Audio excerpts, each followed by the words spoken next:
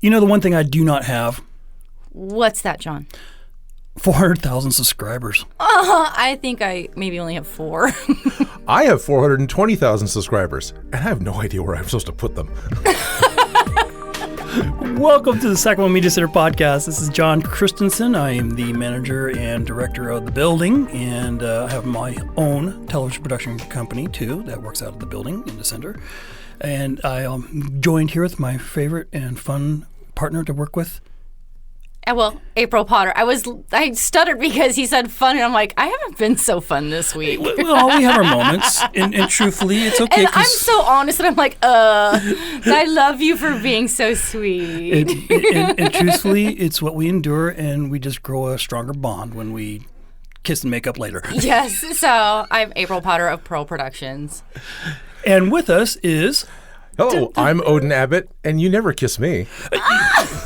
But he brings you food all the time. Okay, he brings me food all the time. That's way better That's than probably kisses. a lot better. When you get the bro hug from me, I do give you a nice... You do give a really good tushy bro hug. grab. You know, Yeah. so, Yes, so there you go. Absolutely. So my love is with no bounds. Excellent. My name is Odin Abbott. I'm a successful YouTuber with 420,000 subscribers. Growing. And growing. Yes. And something else kind of fun is I also work for the local PBS station, KVIE. And having been there for a few years in the past, I've won an Emmy for my editing. And this upcoming Saturday, June 8th, You are guaranteed. I am guaranteed to win another one because there's only 2 contestants in one particular category, and I'm on both ballots. Congratulations. Thank you. Dude, that's so badass. Two times, It's at least cool. 2 times. At least 2 times. Two times. Yeah. Possibly a third. Possibly a third because there's another entry in there that looks really good with where it's at and got mentioned in the What's the category? San Francisco Emmy newsletter.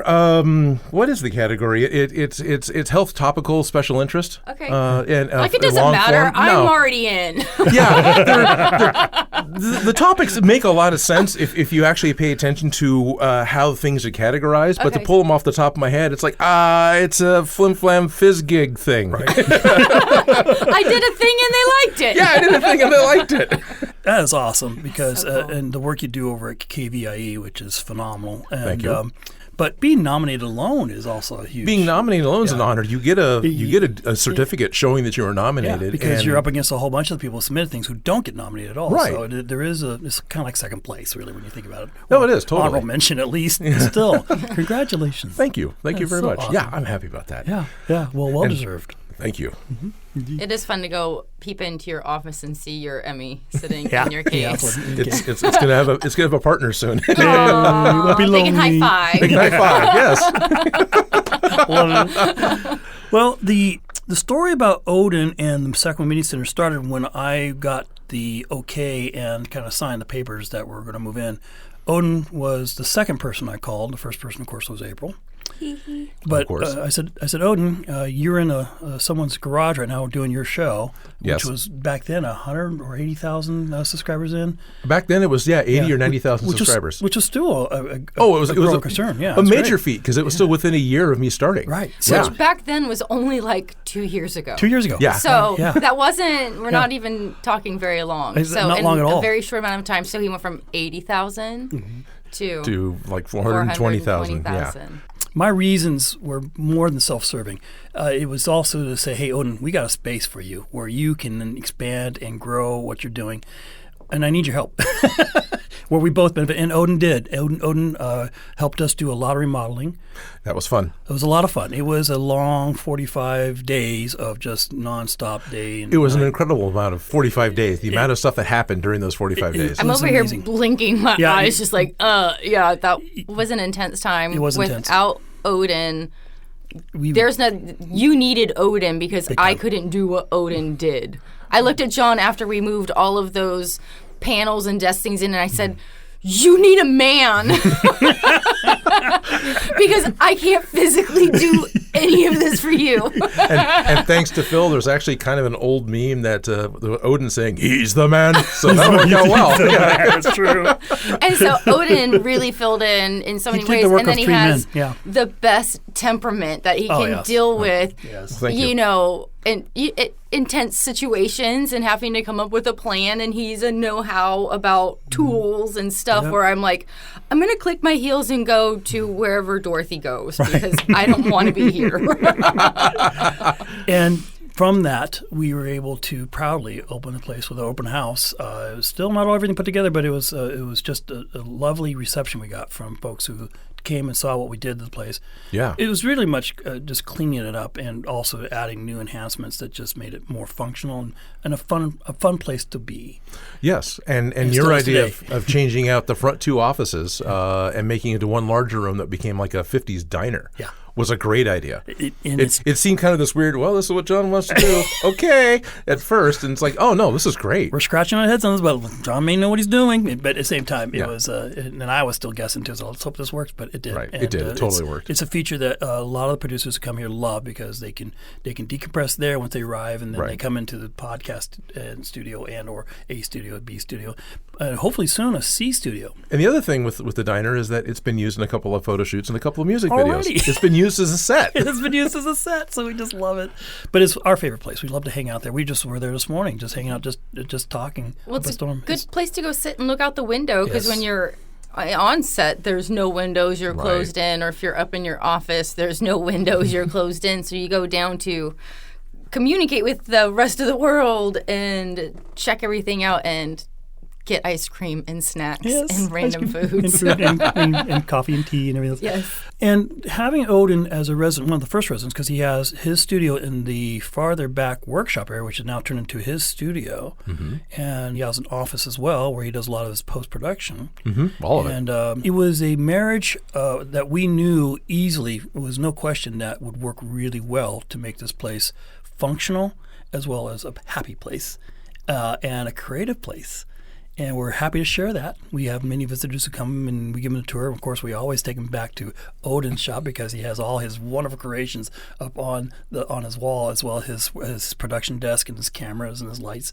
But it is a workshop. Mm-hmm. It is a workshop. Describe for us real quick what is, and your title of your YouTube channel is Odin Makes. Yes. Describe what it is. Odin Makes is a YouTube channel that is a DIY channel. The simplest way to describe it is it's just like a cooking show, but it's for props for cosplay. Love it. So what I do on the show is in the space of about 10 minutes, I bring out some foam, show how I would cut it up, glue it together, paint it, and then in the end, I have Captain America's shield or the Infinity Gauntlet or something like that. Right. Yeah. And you have a growing fan base, but not only do you have a growing fan base, but you have a high retention rate on your views. I have a very high retention rate. It's somewhere in the high 40s, so it's nearly a 50%. It's like 45, somewhere like that. Very good. Yeah. And the average is sometimes 10%. Right. Yeah, or less. Yeah. Or less, yeah. And I've also got a really positive fan base. You do. YouTube is kind of known for having really negative and cruel comments. That's just what it does. I don't read anything that people write. Right, yeah. No, that's probably smartest. Like, when I was the hot robot, I was like, I don't want to know what anyone thinks about Hot Robot that for title. Smosh.com. Yes. Yeah, that was a hot robot for Smosh, who I've also worked for in the past. Yes. And that's where I saw a lot of those really bad comments. I don't see them that much on my channel. You don't. Yeah, it comes up, but it's very rare. And most of the time, other people come to my defense. I don't have to say anything. It's amazing. It's the best part. How could anyone actually say anything bad or comment about your site in any negative way? Like, what you do actually is really fun. It's brings people up into a good space that I'm just like, what could they possibly say about it? What could they possibly? The only thing really negative I see on a regular basis is people complain that I'm always using foam. Because they want to watch like Man at Arms, or they want to see something real that's going to really go cut something. Okay, sure, that's fun, but that's not what my channel is. I'm making costume stuff. I don't want to make real swords. You're like, to find another aggressive site to take that out on. This is fun play. Exactly, and those sites are fun. I have nothing against them. I enjoy watching them too. It's just not what I do. Right. Yeah. But you do things like movie props. Sometimes you get complaints that, hey, no spoilers. But you're not doing spoilers, especially if it's already on the trailer and also on promotional photos that's already been released by the studio. Correct. Yeah, that's something else I do try to pay attention to a lot because I have to work a little bit ahead, so I have to spoil myself a little bit in order to get a video done and have it out when the movie comes out. Right. But I don't want to have the serious thing that makes the movie work that no one's seen that's like the plot reveal. That's not fun. Right. That's being a jerk, and I would deserve negative comments for that.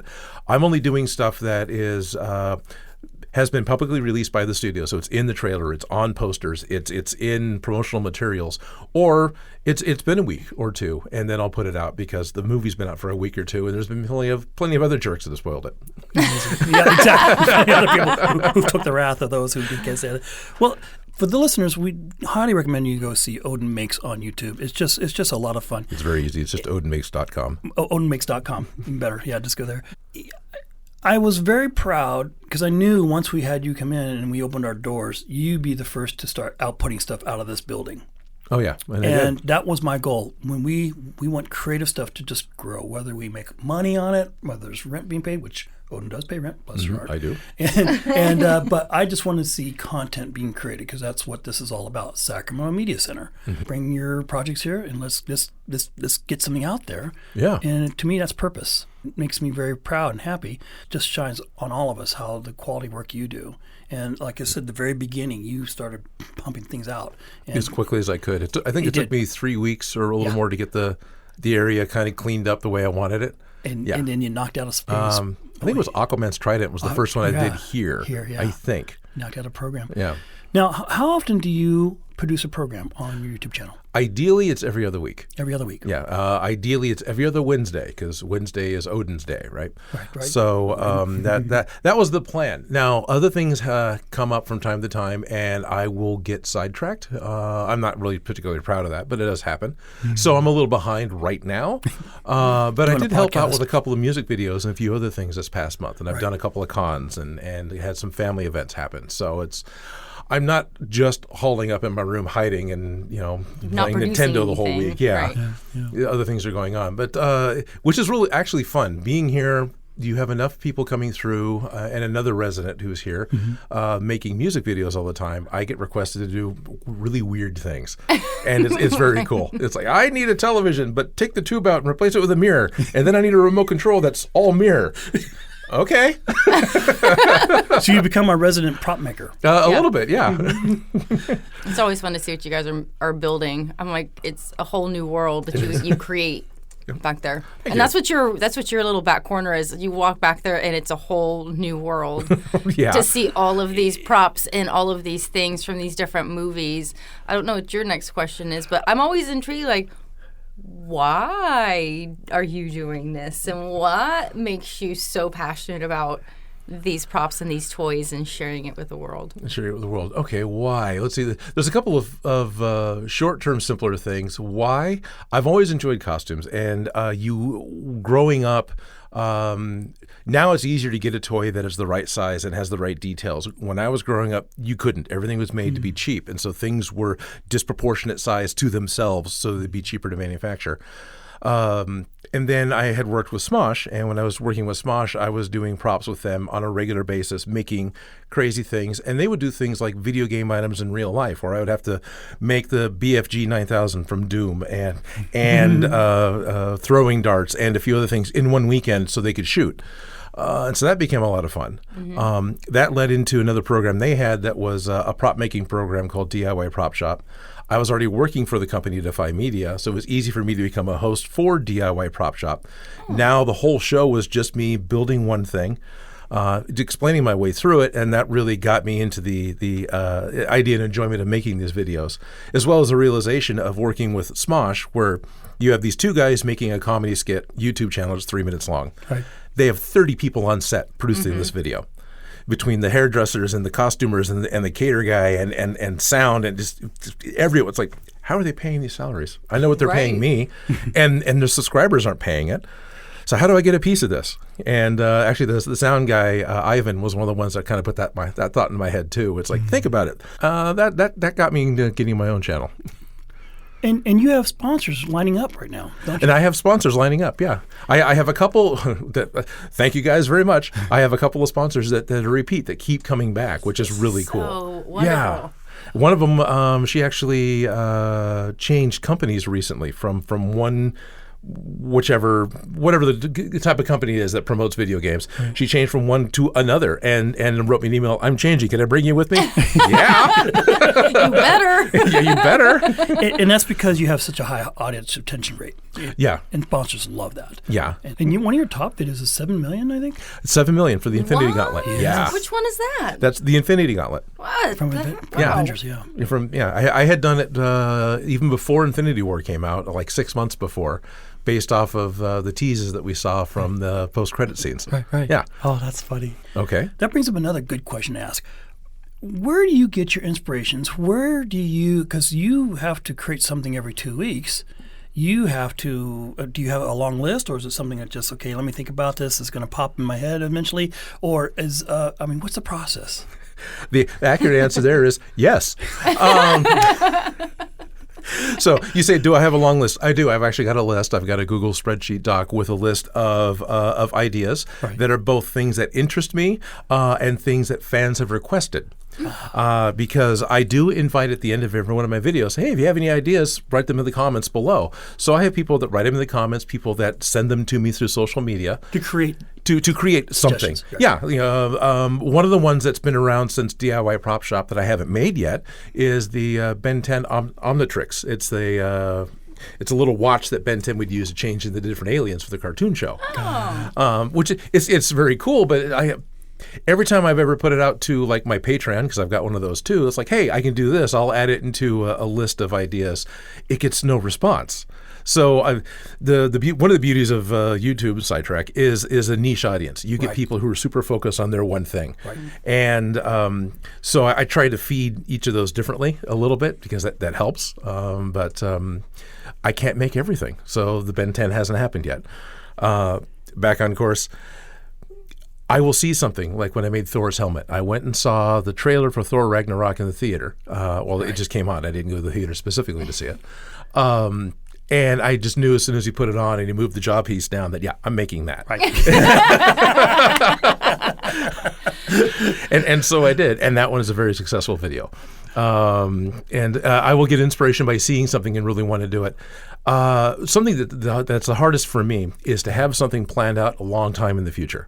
Like I saw the trailer for Bumblebee, the movie, right? I was like, oh, I want to do the Bumblebee head, but I have all these other things I need to do. So I'll do it when the movie comes out closer, which is like 6 months away. Right. By the time it rolls around, I've thought about it for so long, it's been on the list for so long. Now it's just work. I got to get this dang thing done. Right. And it's just not as much fun. So, majority of your stuff that you create, literally, this is your heart's desire, most of the stuff. You have an affinity to create these things that looks like it gives you more joy, and obviously the better product you get when you make your videos. Yeah. Is that a must, or is that something a benefit that you happen to have? That's a huge benefit. Having the affinity for it, it makes it more fun for me, which makes the whole process a lot easier to do. And then I think it probably reflects a little better on screen because I'm way more into it and goofier working on it. Yeah. Because if you're just trying to fill the gap and the producer saying do this whatever, right? Which you are the producer, so you have more control. Yes, there's a lot of freedom now. There's a ton of freedom. Yeah, it must be cool. Do you ever get great comments of like suggestions of things that you don't know or haven't heard of that are maybe like not so popular here in America, but maybe somewhere else in another country of a character? Oh yeah. What is? Can you give us an example? And maybe well, I get a lot of anime requests, which is popular everywhere, not just in another country. But I don't follow modern anime as much as I watched a lot of anime in the late 80s and in the 90s when it was all copied on VHS tape, and it had no subtitles and it had no English dubbing. You just had to read the comic and then you could watch the movie and kind of figure it out. So a lot of the newer stuff I just don't know, and I'll go look it up. Or there's weird video game. Obscure video games references, indie video games that are popular that have a weird thing that, it's a lot of swords, a lot of robots, which is, that's fine. So you just try to keep it a little bit more current and what people may have a general knowledge about? for the most part, people aren't looking for what Odin makes. They're looking to make something, or they're looking for a prop. Yeah. Like I could make the sword from Soul Calibur, and I'm kind of supposed to. It's on my list. I haven't yet. Nobody's going to look for how Odin made that. It would be they're looking for Soul Calibur to do a cosplay. And, here's a tutorial on how to do it. Okay. So they discover you by their searches of a certain item. Of a certain item, yeah. And that's another reason why I try to be all over the place, is I know that's a big way of how people come to my site. One of the things I made for me that I always wanted was the 3-dimensional chess set from Star Trek, the original series Star Trek chess set. Actually bent aluminum. I made acrylic is that boards in your and did warehouse? That is in my warehouse. Yeah.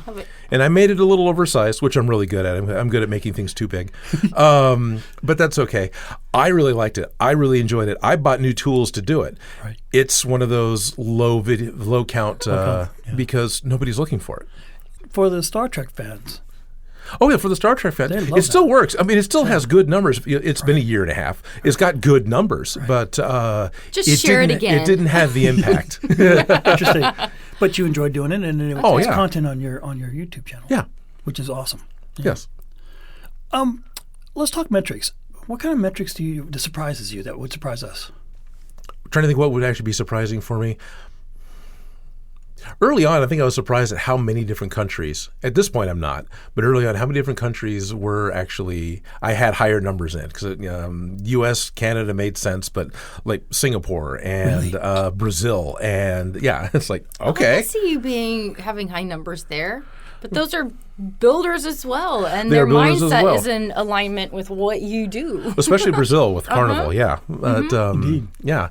And the age group is it's interesting how split the gender and age for viewers is. Because males, it's very 18 to 25. That's the main bell curve of my viewers.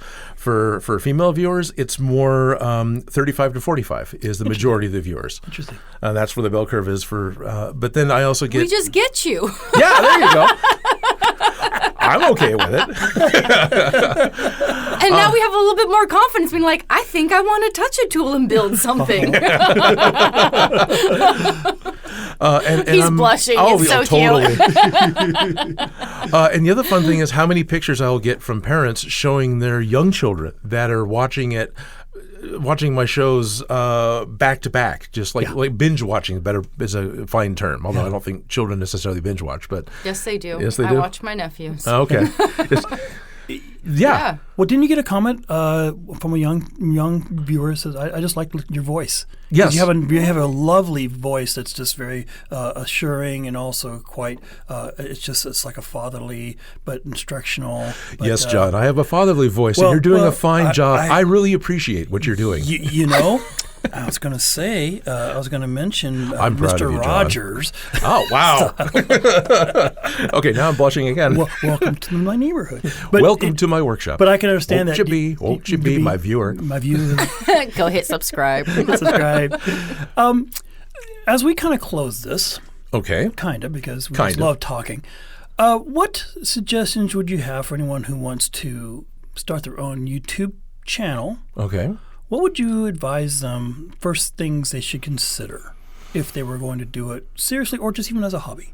Even as a hobby.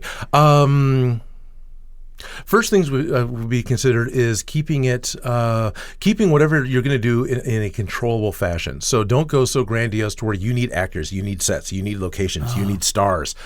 Do something that's you, that is where you can have control over when you shoot, and you can actually accomplish it with just maybe you and a friend and a pizza. Because it is, I've seen plenty of people, I want to do this thing, and they start listing out stuff that's almost going to require like semi-trucks. It's like, how are you going to do that? Right. Especially more than once.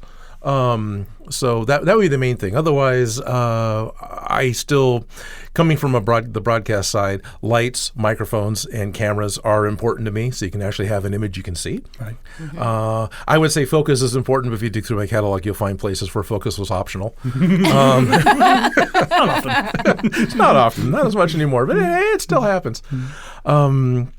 And then find something that you're going to be passionate about, something you're going to be able to talk about and work with on a regular basis for the foreseeable future. Indeed. Don't just grab something that somebody else thinks it's fun that you don't care about, unless you really enjoy exploring the unknown. because it's not going to be as easy. To me, I think trying to do the popular is not the way to go when it comes to YouTube. No. Because niches can grow in all variations. And niches. Niches, yeah. Niches. I don't know. Whichever. A niche market is a tiny market. A niche or a niche is similar to a nook in a wall. It's a little tiny space you put an object that you like. So that's the same thing as a niche market. It's a little tiny space with objects that people like. And the world population, there'll be others who are fans of that niche. I'm a subscriber to old vending machine repair channels, and they're amazing. Yeah. And they may have only 3,000, 4,000 subscribers, but it's great to interact. Yeah, and there's going to be a wealth of information with that you're not going to get anywhere else. Absolutely. Another channel I like, there's a guy that will go to yard sales and buy old Hot Wheels cars, and he completely strips them down, does body work on them, fixes them up, and repaints them. Yes. It sounds like fun. That is too awesome. I love people. Do you think that having a schedule and consistency is also really helpful when trying to approach having a channel? Definitely. I break one of the unwritten YouTube rules myself, which is basically put out a video every week. The magic or evil YouTube algorithm favors content creators that put something out on a weekly basis. I just physically can't do it. Because life. And you're being booked for other gigs as well. Right. And then my show is a one-man show at this point. I'm the only one doing it, so I'm building it. I'm figuring out what I want to do. I'm the only one building it. I'm the only one shooting it. I'm the only one editing it. And then I also go to work. You're the only one accountable. I'm the only one which is great. Right. That's actually beautiful. But then I go to work, and so it takes a long time to get one of my videos done. I'll spend 60, 80 hours putting a video together. Okay. That's never changed in anything. And when you're trying to produce something for people to view, you don't realize, most people who've never done it before, how much work goes into pre-production, production, post-production, and then delivery. And you can fall short in all those areas just a little bit, and the whole project suffers. And it does. Yeah. So it really is methodical what you have to do to output. But there's great rewards, too. There is great rewards, yeah. Indeed. So that is the Sacramento Media Center podcast. Odin, thank you very much. We just love having you. We hope to have you back again. Thank you, Odin. Thank you, guys. I had a lot of fun. I'm never going to be on this show again. No, I'm totally cool. I'm sorry. Thank you, guys. I had a lot of fun. I'll totally be back. I'm going to go upstairs and high-five your Emmy.